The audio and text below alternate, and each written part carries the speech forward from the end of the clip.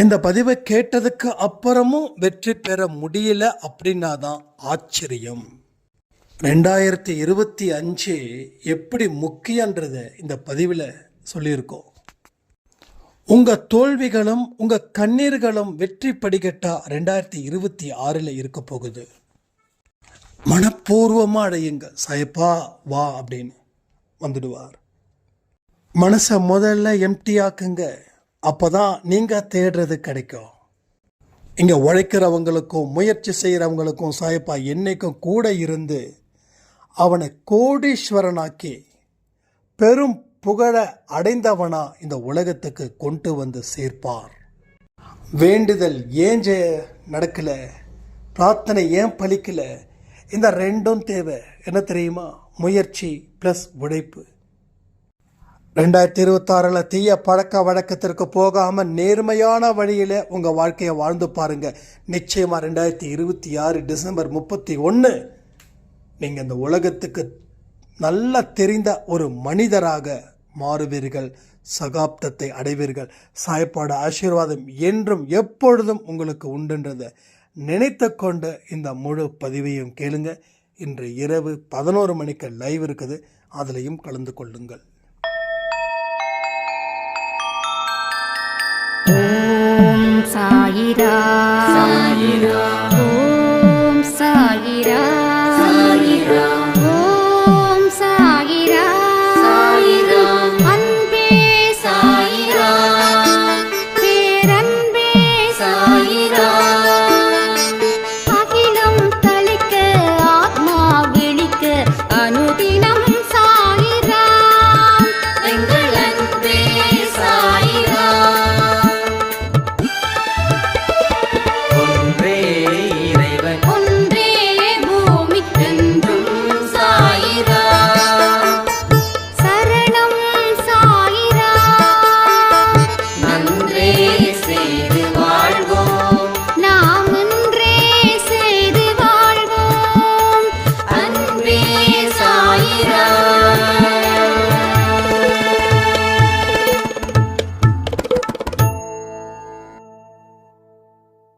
சாயிராம். என் உயிரின் உயிரானவர்களே, 2025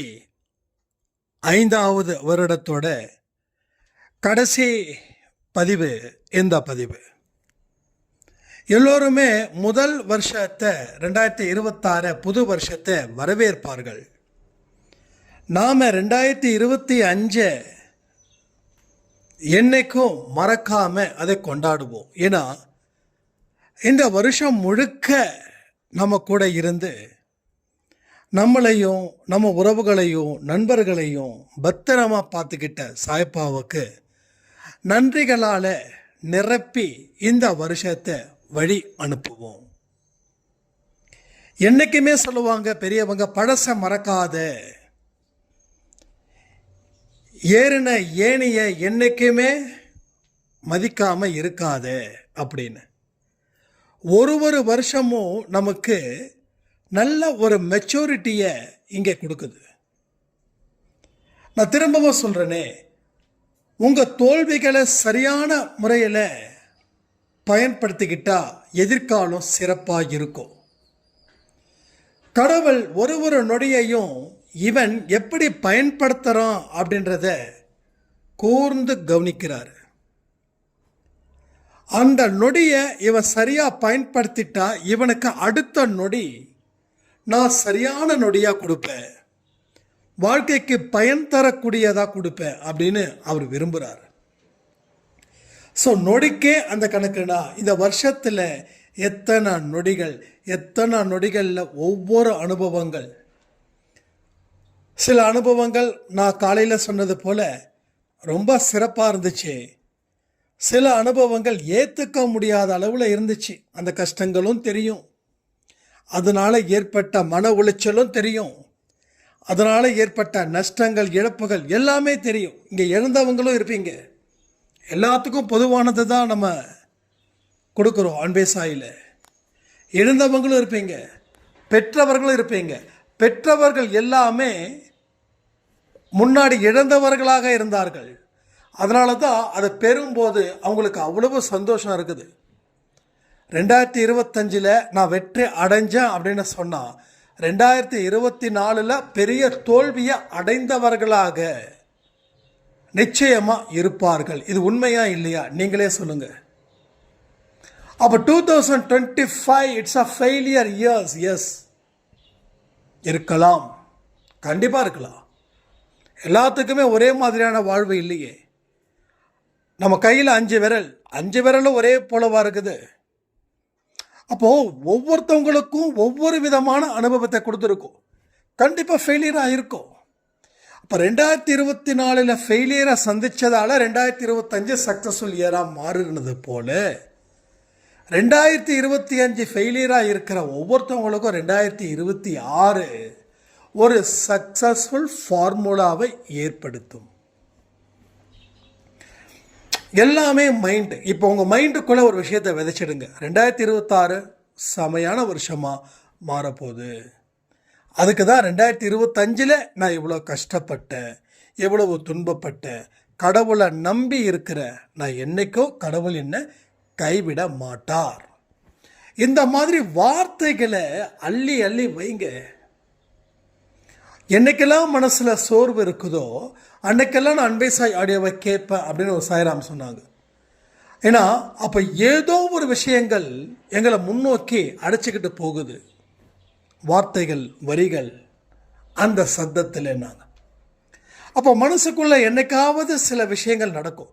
நம்ம ரொம்ப பின்தங்கி இருக்கோம், நம்ம வாழ்க்கையில் இன்னும் வாழவே ஆரம்பிக்கலை, இப்போ வரைக்கும் போராட்டமாக இருக்குதுன்னு இந்த மாதிரி விஷயங்கள் உங்கள் மனசில் வரும். வரக்கூடாதுன்னு நான் சொல்ல மாட்டேன், வரும்.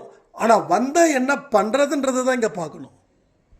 அப்போது அதையே நினச்சி நாம் கவலையோட கண்ணீரோட உட்கார்ந்துருந்தா அது இன்னும் பலப்படுத்தும். எது? அந்த பலகீனம் இன்னும் உங்களை பலப்படுத்தும். ஸோ ஒரு பலம்தான் உங்களை பலப்படுத்தணும், பலகீனம் பலப்படுத்தக்கூடாது. இங்கே நிறைய சாய்ராமுக்கு பலகீனம் பலப்படுத்துறதால அவங்களால நிகழ்காலத்தில் வாழ முடியல. எதிர்காலம் அவங்களுக்கு நம்பிக்கை இல்லாத தன்மையை குறிக்குது. அப்போ நிகழ்காலத்தில் கடந்த காலத்தை இருக்கக்கூடிய விஷயங்களை நம்ம அலசிக்கிட்டே இருக்கோம்.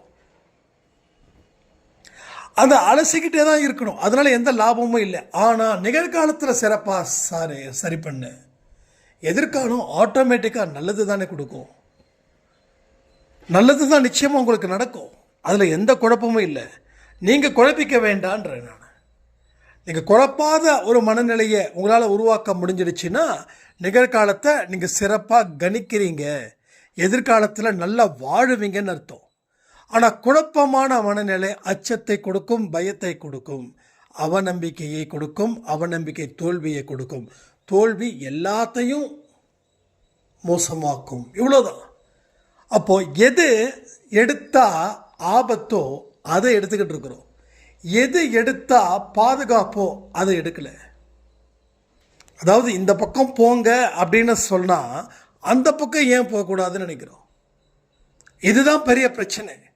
மனசு இப்படி தான் நினைக்கும், ஏன் அந்த பக்கம் போனால் என்ன பிரச்சனை, போய் தான் பார்க்கலாமே அப்படின்னு.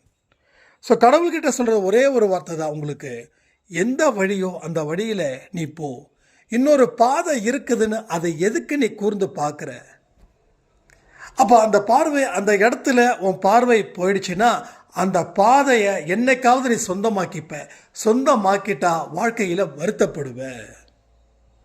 அப்போ நான் சொல்கிற பாதையில் மட்டும் பாரு, எதிர்கேள்வி என்கிட்ட கேட்காத. நீ எதிர்கேள்வியை கேட்கறதால என்கிட்ட பதில் வராது. இந்த வழிதான் அந்த வழிதான், தர்மத்தின் வழியில் போ. இல்லை அதர்மத்தின் வழியில் போகிறவெல்லாம் ஜெயிச்சானேன்னு நீ நினைக்காது. அவன் இன்று உன் முன்னாடி வெற்றி அடைந்தான், ஆனால் நாளை அவன் தோல்வி அடைவான். இன்னைக்கு நீ தோல்வி அடைஞ்சதால ஒரு வெற்றியை ருசி பார்க்கணுன்ற ஆசை உனக்கு இருக்குது. ஏன்னா அவன் அதர்மத்தின் வழியில் போனதால அவன் ஹாப்பியாக இருக்கான். நானும் தர்மத்தின் வழியில் போகிறதால நான் துன்பத்தில் இருக்கேன். இது உன்னோட லாஜிக். அப்போது நல்லவன் சாபமாகறான், கெட்டவன் வரம் பெற்றவனா மாறுறான்ற கணிப்பு உனக்குள்ள வந்துடுச்சுன்னா அந்த நெருக்கமான எண்ணங்கள் உன்னுடைய மனதை பாழ்படுத்தி உன்னை அந்த வழியில் சென்று வெற்றியை பெற வைக்கும். ஆனால் அது தற்காலிகமான வெற்றியாக மாறும். அது நிரந்தரமான வெற்றியாக்கப்படுவது இல்லை. தற்காலிகமான வெற்றியை மட்டும் அது கொடுக்குமே தவிர நிரந்தரமான வெற்றி இல்லை. அதுதான் கடவுள் சொல்றார், நீ உனக்குன்னு ஒரு ரூட்டை கொடுத்தாச்சு, உன் கர்மாக்கள் நல்லா இருக்கு, நான் உள்ளே சேர்ந்துட்டேன், உன்னோட பாவங்கள் தீர்ந்தது. ஆனால் தண்டனைக்குரிய நேரம் முன்ன பின்ன வருது. அது வரைக்கும் பொறுத்திரு, காத்திரு. ஆனால் நீ காத்திருக்கவும் முடியல, பொறுத்திருக்கவும் முடியல. நீ திருப்பி திருப்பி திருப்பி உன்னுடைய தலையில் நெருப்ப வாரி ஏன் கொட்டிக்கிற? குளிர்ந்த தண்ணீரை அவன் தலையில் ஊற்று, அது பரவச நிலை. கொதிக்கிற நெருப்பை எடுத்து உன் தலையில் ஊற்றிக்கிட்டு அது பரவச நிலையா? இல்லை, ஆபத்தான நிலை. ஆபத்தான நிலையில் வாழணும் அப்படின்ற தாட்டு உனக்கு இருந்துச்சுன்னா பாதுகாப்பான வழியில் பயணம் செய். இங்கே இருந்து அங்கே மாறுவதற்கு கொஞ்சம் கஷ்டம் இருக்கும், துன்பம் இருக்கும். ஆனால் அது நிரந்தரமாக இல்லை.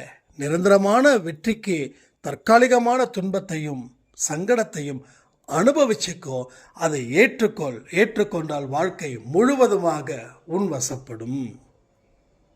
இங்கே யாரும் பெருசாக நினைக்காதீங்க, நமக்கு துன்பம் ரொம்ப பெருசுன்னு. எதுவுமே இல்லை. நீங்கள் எதை நினைக்கிறீங்களோ அதுவாக மாறுது. இதெல்லாம் ஒரு துன்பமா, நான் பாட்டுங்க வேலையை செய்கிறேன்னு நீங்கள் பாட்டுக்கு செஞ்சு பாருங்கள், அந்த துன்பம் உங்களை எதுவும் செய்யாது. இதை நிறைய தடவை நம்ம சொல்லியிருக்கோம். அந்த துன்பம் நம்மளை துரத்துமோனா ரோட்டில் போகிற நாய் நம்மளை பார்த்து குலைக்குமோ, நம்மளை துரத்துமோ, நம்மளை கடிக்குமோ அப்படின்னு நினச்சிட்டாவே நீங்கள் மூணுத்தையும் அது வெற்றிகரமாக செஞ்சிடும். ஏன்னா நீங்கள் நினச்சிங்க, அது கண்டுபிடிச்சிருச்சு, அதனால் அது உங்களை துரத்துச்சு. இது வரைக்கும் அப்படிப்பட்ட ஓட்டம் இல்லை. நாயை பார்த்த உடனே 2 கால் இல்லை 4 காலால் நீங்கள் ஓடின அளவில் நீங்கள் ஸ்பீடாக ஓடினீங்க. ஏன்னா நீங்கள் தான் நினச்சிங்க, இந்த நாய் நம்மளை பார்க்குது, இந்த நாய் நம்மளை குலைக்க போகுது, இந்த நாய் நம்மளை துரத்த போகுது, ஐயோ இது ஒத்தையில் நிற்குதே, என்ன பண்ணுறது ஏது பண்ணுறதுன்னு அந்த நாயை கூர்ந்து கவனிக்கிறீங்க. அந்த நாயை உங்கள் கண்களை பார்க்குது, உங்கள் பயத்தை தெரிஞ்சுக்கிச்சு. இவன் எவனோ ஒருத்தன், இவனை நம்ம துரத்தலைன்னா இவன் நம்மளை துரத்துவான்னு சொல்லி அது பயந்து துரத்துது. இவ்வளோதான். எல்லா விலங்குகளும் அதுங்க பாதுகாப்பாக இருக்கதான் நம்மளை அட்டாக் பண்ணுதுங்க. இதான் ரிசர்ச்னு சொல்லியிருக்காங்க. அப்போ நம்ம அந்த விலங்குக்கு எந்த பிரச்சனையும் கொடுக்கல அப்படின்னா பிரச்சனையே இல்லை, ஒன்றும் இல்லை. ரோட்டில் நான் போகிறேன், எனக்கு முன்னாடி ஒருத்தவங்க போவாங்க, ஒரு நாய் வேகமாக துரத்தும். அந்த நாய்க்கு ஒரு பயம், இவன் கொஞ்சம் வேகமாக வரான், நம்ம மேலே ஏற்றிடுவானோ, நம்மளை சாகடிச்சிருவானோ. எல்லா விலங்குகளுக்கும் 5 அறிவு இருக்கக்கூடிய எல்லா உயிரினத்துக்கும் பயம்ன்றது இயல்பாகவே இருக்கும். எவன் அட்டாக் பண்ண போகிறான்னு தெரியாது. அதனால் இப்போது நான் ஐயோ நாய் துரத்துதே, நம்மளையும் துரத்துமே அப்படின்னு நினச்சி போகக்கூடாது. நீங்கள் எந்த அளவுக்கு ஸ்லோவாக போகிறீங்களோ அந்த அளவுக்கு ஸ்லோவாக போங்க. உங்கள் கிட்ட வேகமாக ஓடி வந்தாலும் அது உங்களை ஒன்றும் பண்ணாது. ஏன்னா அதுக்கு ஒரு உணர்வு நிலை இருக்குது. நீங்கள் அமைதியாகவும் அடக்கமாகவும் இருக்கிறதால அது இவனால் நமக்கு எந்த விதத்திலையும் பயம் இல்லைன்னு சொல்லுது. அப்போது மனசில் இருக்கக்கூடிய எண்ணங்கள், மனசில் பதிச்சு வைத்த நினைவுகள், இதுதான் உங்கள் வாழ்க்கையில் பேயாட்டம் ஆடிக்கிட்டு இருக்கே தவிர நீங்கள் சரியாக இருந்துட்டா எந்த பேயும் ஆடாது. நீங்கள் பயந்தீங்கன்னா இருக்கிற எல்லா பேயும் ஆட்டம்தான் போடும். அப்போ 2025 is a experience years. Yes, 2026 is a successful year. இப்போ எக்ஸ்பீரியன்ஸ் மூலமாக தான் ஒரு சக்ஸஸ்ஃபுல்லை கொடுக்க முடியும். ஒரு இடத்துல ஒர்க் பண்ணுறீங்க, ஃப்ரெஷராக இருக்கீங்க, 30,000 ரூபாய் சம்பளம். அதே 10 வரை எக்ஸ்பீரியன்ஸ், இப்போ 70,000 சம்பளம், 3 லட்சம் சம்பளம்.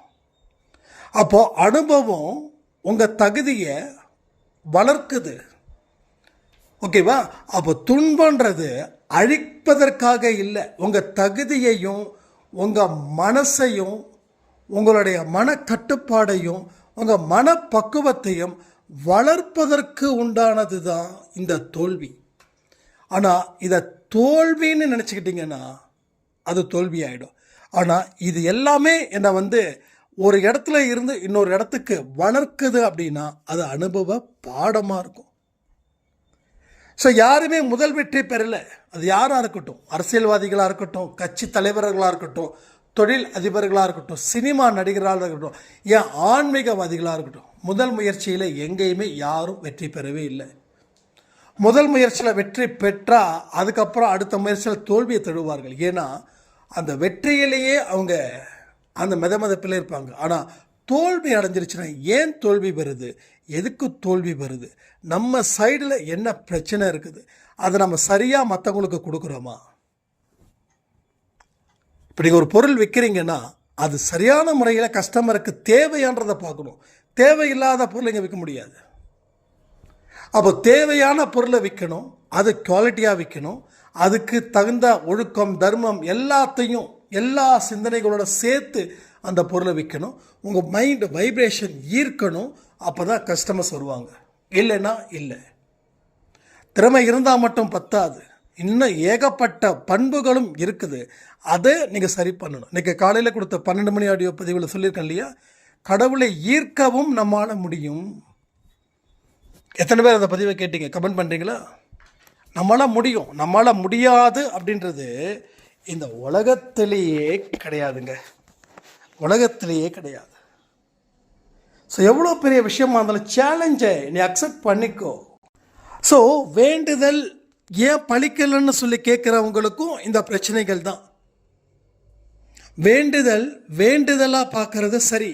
ஆனால் ஒரு கடவுள்கிட்ட ஒரு வேண்டுதல் வைக்கிறீங்கன்னா அதற்கு முயற்சிகள் செய்யாமல் இருக்கிறதால அந்த வேண்டுதல் பலிக்கலை. என் உடம்பு ஆரோக்கியமாக இருக்கணும், எனக்கு சுகர் 400 இருக்குது, நீ தான் என்னுடைய உடம்பை சரி பண்ணணும், குணப்படுத்தணும் அப்படின்னு வேண்டுதல் வைக்கிறவங்களுக்கு வேண்டுதல் பலிக்கலை. ஏன் தெரியுமா? அப்போது நாம் என்ன மாதிரியான உணவுகளை உட்கொள்கிறோம், நாம் எந்த மாதிரியான உடற்பயிற்சிகளை செய்யணும், நாம் எந்த மாதிரியான மனநிலையில் இருக்கிறோம், நாம் எந்த முறையிலான ஆரோக்கியத்தை பெருக்கிறோம், இதை சரி பண்ணாதான் வேண்டுதல் பலிக்கும். எல்லா விஷயத்துக்கும் இதுதான். இது ஒரு உதாரணத்துக்கு தான். அதுக்காக ஒவ்வொன்றுக்கும் உதாரணத்தை சொல்ல முடியாது. வேண்டுதல் பலிக்காததுக்கு காரணம், ஒரு சாராம் சொன்னாங்க, 420 சுகர் இருக்குது, நான் தினமும் உதிய தண்ணியை மிக்ஸ் பண்ணி நான் குடிக்கிறேன் அப்படின்னாங்க. எனக்கு வரவே இல்லைங்க சாய்ராம், சுகர் குறையவே இல்லை. நான் தான் ஒன்று சொன்னேன். சரி, ஓகே, நீங்கள் சாப்பிட்ற சாப்பாடு ஒரு நாளைக்கு நல்லா கேட்டுக்கோங்க, 6லேருந்து 7 காஃபி டீ, ஒரு டீக்கும் ஒரு காஃபிக்கும் சர்க்கரை, வெள்ளை சர்க்கரை, 420 சுகரை வச்சுக்கிட்டு வெள்ளை சர்க்கரை இந்த அம்மாவுக்கு தேவையா? 2 ஸ்பூன், இது 2 ஸ்பூன் ஒயிட் சுகர், 2 ஸ்பூன், ஒரு நாளைக்கு 14 ஸ்பூன் ஆகுது. இதில் இன்னொரு விஷயம் என்னென்னா, சாப்பிட்றது உருளைக்கிழங்கு, கருணைக்கிழங்கு, சக்கரவள்ளிக்கிழங்கு, மரவள்ளிக்கிழங்கு, இந்த மாதிரி. அதை தாண்டி மிக்சர், ஸ்நாக்ஸ், எப்படி ஒரு காஃபின்னா காலையில் ஈவினிங்கும் ஒரு சரி எல்லாம் செஞ்சுட்டு உதியில் தண்ணி போட்டு குடிக்கிற சாய்ராம் 420. எவ்வளவு பெரிய ஒரு விஷயத்தை இங்கே நடக்குது பார்த்தீங்களா? இப்போ வேண்டுதல் வைக்கிறதும் உதியில் தண்ணியை மிக்ஸ் பண்ணும், உன்னோட உழைப்பு என்னன்னு சாய்ப்பா கேட்குறாரு. நான் ஒரு மாதத்துக்கு 1 லட்ச ரூபா சம்பாதிக்கணும், நான் வீட்டை விட்டு வெளியில் போகவே இல்லை, தினமும் 1 லட்ச ரூபா வேணும், 1 லட்ச ரூபா வேணும்னு சொல்லி திண்டுக்கல் சாரதின்னு நினைக்கிறேன், ஏதோ ஒரு படத்தில் நான் அம்பானி ஆகணும்னு சொல்லி நம்ம ஒரு ஹீரோ பேர் சரியாக தெரியல, சரி ஞாபகத்துக்கு வரல. அவர் விடிய காலையில் 3 மணிக்கு ஒத்த காலையில் நின்று கையை நல்லா தூக்கி அம்பானி ஆகணும் அப்படின்னு. அந்த மாதிரி இருக்குது இந்த கதை. அப்போ நான் சொன்னேன், இதை பாருங்கம்மா, முதல்ல 7 காஃபியை 2 காஃபியாக மாற்றணும். முதல்ல நாட்டு சர்க்கரை போடணும், அது 1/2 ஸ்பூன்லேருந்து 3/4 ஸ்பூன் போடணும். பால் பாதினா தண்ணி பாதியாக இருக்கணும். இதையெல்லாம் சேர்ந்து நீங்கள் செய்யுங்க. அடுத்தது இந்த உருளைக்கிழங்கு, கருணைக்கிழங்கு, அந்த கிழங்கு, இந்த கிழங்கெல்லாம் விட்டுட்டு இங்கிலீஷ் வெஜிடபிள்ஸ், கேரட்டு, அதாவது மண்ணுக்கு உள்ளே விளையாமல் மண்ணுக்கு மேலே விளையிறது. இதை நீங்கள் சாப்பிடணும். இதை சாப்பிட்டுட்டு அப்புறமா சொல்லுங்கள். என்ன தெரியுமாச்சே, ஒரே மாதம் சுகர் எவ்வளோ தெரியுமா? 190 180. 2 மாத்திரை 3 மாத்திரை கம்மி பண்ணியாச்சு. இன்சுலின் இல்லை. இப்போ அவங்க தினமும் உதி போட்டு தான் குடிக்கிறாங்க. உதி போடும்போதெல்லாம் அடிக்கடி என்ன ஞாபகம் இருக்கணும்? ஃபுட்டு கண்ட்ரோல் கரெக்டாக இருக்கணும்.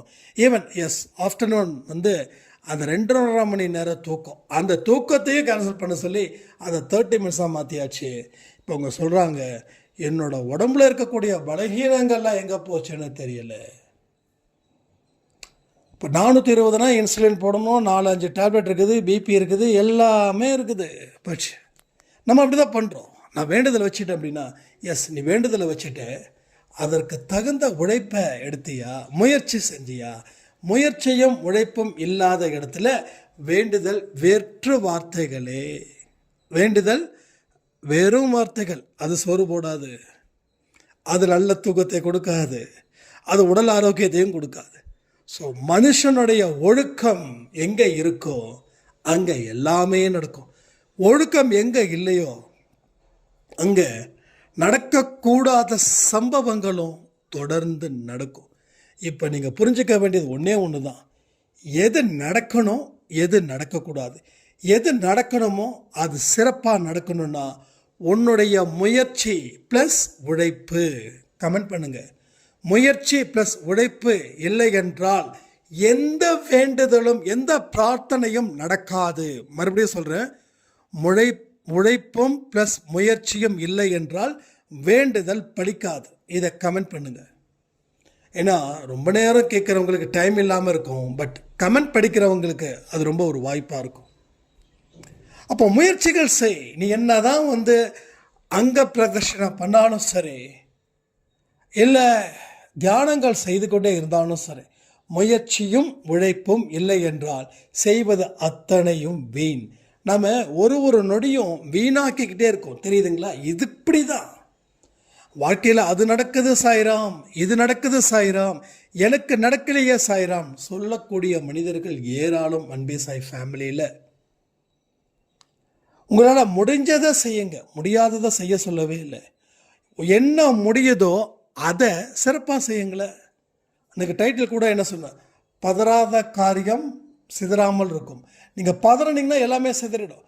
பொறுமையாக நிதானமாக ஸ்டெப் பை ஸ்டெப்பாக ஒவ்வொரு விஷயமா செய்யுங்க. சட்டுன்னு 7 டம்ளர் விட முடியாது. விட்டால் அது ஒரு பெரிய அடிக்ட் ஆகிட்டோம், அடிமையாகிற விஷயம். அப்போ 5 டம்ளர், அடுத்தது 4, அடுத்தது 3, அடுத்தது 2. அப்போது என்ன ஆச்சு? அது 7 டம்ளருக்கு ஈக்குவலண்ட் என்ன தெரியுமா பண்ணாங்க? ஜஸ்ட்டு வெறும் வெந்நீரை குடித்தாங்க.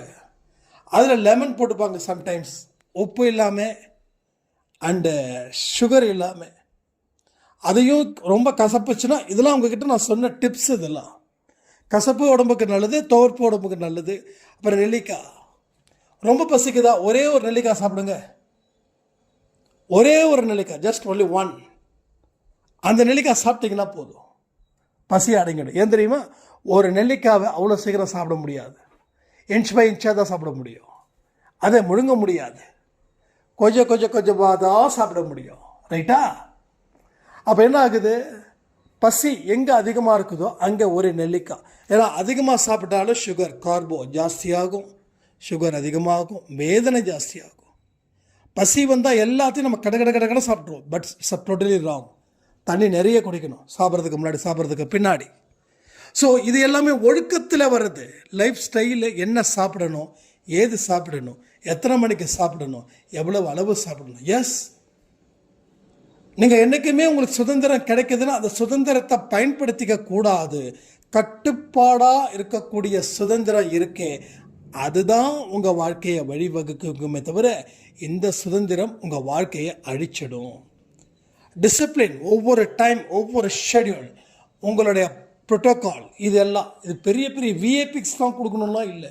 என்னோட ஒவ்வொரு விஷயமும் ஒரு ப்ரோட்டோக்கால் பேஸ் பண்ணி தான் இருக்கும். இந்த நேரத்தில் இது, அந்த நேரத்தில் அது. எஸ், அதில் வேலை செஞ்சு முடிச்சிட்டேன்னா ஒரு 5 நிமிஷம் ஓய்வு, அவ்வளோதான். அடுத்தது என்ன?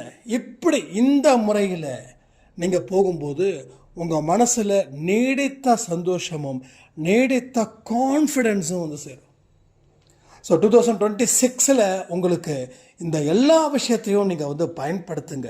ஏன்னா எந்த அளவில் நம்மளுடைய முயற்சியும் உழைப்பையும் நாம் அதிகமாக பயன்படுத்திக்கிறோமோ அங்கே வெற்றி என்ற ஒரு சக்தி நம்மளை வழிநடத்தும். அது நம்மளை வாழ வைக்கும். அது நம்மளை எங்கேயோ கூட்டிட்டு போய் சேரும். இத்தனை விஷயங்களும் உங்களுக்கு தொடர்ந்து நடக்குது. இதில் என்னென்னலாம் உங்களுக்கு வந்து சந்தேகம் இருக்குதோ உங்கள் சந்தேகத்தை நீங்கள் நிச்சயமாக கமெண்ட்லேயே கேளுங்க. ஏன்னா வாட்ஸ்அப்பில் வந்து இப்போ நிறைய ஆடியோஸ் வந்துக்கிட்டே இருக்கு. நிறைய பேர் வந்து என்னென்னமோ ஷேர் பண்ணுறாங்க. அதனால் படிக்க முடியல. சீரியஸாக சொல்கிறேன், தப்பாக நினச்சிக்க வேண்டாம். அதனால் ஜஸ்ட் லைக் தட் வந்து நீங்கள் கமெண்ட் செக்ஷனில் வந்து நீங்கள் கமெண்ட் பண்ணுங்கள். ஸோ கமெண்ட்டு நான் நிச்சயமாக ஒரு கமெண்ட்டையும் இன்றைக்கி 8 மணிக்கு கொடுக்குற ஆடியோக்கு அடுத்த 8 மணிக்குள்ளே நான் அந்த கமெண்ட்டை படிச்சிடுறேன் நான். சரிங்களா? அதுக்கு தகுந்த மாதிரி நான் பதில் சொல்கிறேன். அதே போல் மைண்டு சரியில்லைன்னு ஒரு சாயிராம் நேற்று கொடுத்த கமெண்ட்டை சொன்னாங்க. மைண்டு தான் ரொம்ப எம்டியாக இருக்குது. மைண்டு எம்டியாக இருந்தால் தப்பிச்சுக்கலாம். அது எம்டியாக இல்லை. அந்த மைண்டில் ஏகப்பட்டது குவிஞ்சு கிடக்குது. முதல்ல ஒரு குப்பைக்குள்ளே ஒரு வைரமோ தோடு இருந்துச்சு, என்ன பண்ணுவோம்? அந்த வைரத்தை எடுக்கணும்னா குப்பையை தூக்கி எறியணும். அப்போ தான் அந்த வைரம் எடுக்க முடியும். ஸோ ஒவ்வொரு மைண்டும் வைரத்தை விட மதிப்பு மிக்கது. அப்போ அதில் என்னென்ன குப்பைகள்லாம் இருக்குதுன்னு பாருங்கள். கோபம், காமம், ஆணவம், அகங்காரம், திமிர், இது எல்லாம் ஒரு மைண்டுக்குள்ளே நிறைஞ்சிருந்துச்சுன்னா நல்லது மறைஞ்சிருக்கும். அது எல்லாத்தையும் தூக்கி போடுங்க. மைண்டை தயவு செய்து எம்டி பண்ணுங்க. அப்போ தான் நீங்கள் தேடினது தானாக கிடைக்கும். வெளியில் எதுவுமே இல்லை, எல்லாமே உள்ளுக்குள்ளே இருக்குது. எல்லாமே உள்ளே தான் பெறப்படும். வேறு வெளியில் எங்கேயுமே இல்லை. யாராவது ஏதாவது அது பண்ணணும் இதை பண்ணணும் அதுக்கு அந்த அவ்வளோ துட்டு ஆகும் இவ்வளோ துட்டு ஆகுனா ப்ளீஸ் நான் திரும்ப சொல்கிறேன், அன்பே சாய், என்னுடைய குடும்பம் இங்கே ₹1 கூட அன்வான்டாக செலவு பண்ணக்கூடாது. அந்த செலவு நீங்கள் செய்யணும் அப்படின்னா இல்லாதவர்களுக்கு, முதியவர்களுக்கு, குழந்தைகளுக்கு செய்யுங்க. சாப்பாடு வாங்கி கொடுங்க, ட்ரெஸ் எடுத்து கொடுங்க. எத்தனையோ குழந்தைங்க வந்து ரோட்டில் போகும்போது செருப்பு இல்லாமல் நடக்கிறாங்க. அவங்களுக்கு கூப்பிட்டு உன்னோட சைஸ் என்னன்னு கேட்டு அந்த செப்பல் கடை அங்கே பக்கத்தில் இருந்துச்சுன்னா வாங்கி கொடுங்க. இல்லைன்னா 100 200 கொடுத்து, இப்போ போய் செருப்பு போய் வாங்கிக்கோப்பா, உன்னோட அப்பா மாதிரி சொல்கிறேன், உன்னோட அம்மா மாதிரி சொல்கிறேன்னு ஒரு 200 கொடுங்க.